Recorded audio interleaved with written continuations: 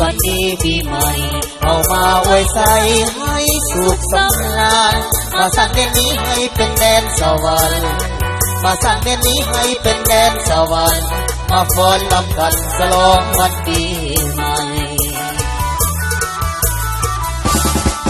ความทุกข์ที่เคยประสบก็อย่าได้พบผ่านอีกต่อไปหมดสิ้นไปเสียสิ่งที่เศร้ามองใจหมดสิ้นไปเสียสิ่งที่เศร้ามองใจ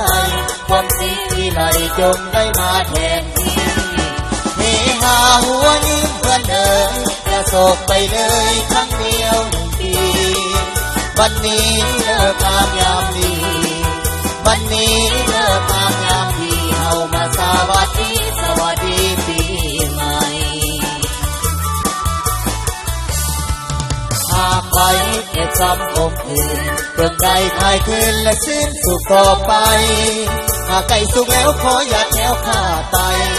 หากไก่สุกแล้วขออย่าแถวขาดไปเอาขอไว้ใส่ให้ทุกวันโชคดี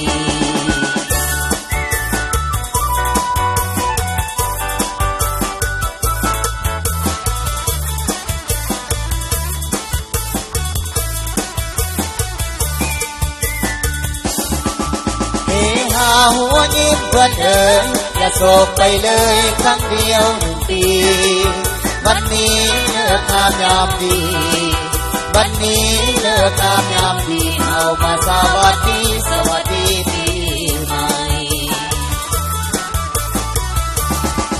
หากไปเก็บซ้ำคมคืนจงได้คลายคืนและสิ้นสุขต่อไปหากไก่สุกแล้วขออย่าแถวขาดไปหากไก่สุกแล้วขออย่าแถวขาดไปเอาขอไว้ใส่ให้ทุกวันโชคดีเอาขอไว้ใส่ให้ทุกวันโชคดี